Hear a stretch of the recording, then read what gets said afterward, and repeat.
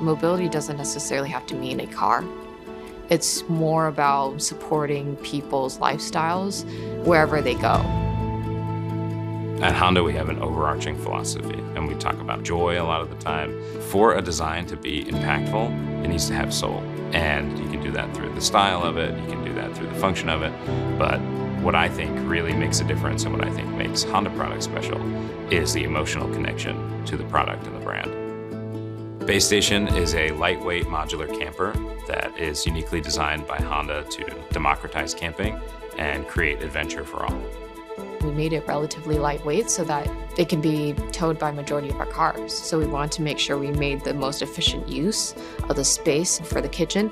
It's trying to phase all the components of a stovetop, sink, a cutting board, storage within that tiny space as possible, and also fold it up. It's very modular, it's very adaptable. So we're trying to make camping much more accessible to the everyday person. With these new lifestyle products, we are putting ourselves in the user's shoes like never before. And that's allowing us to find new problems that we've never seen before, and therefore offer solutions to those problems.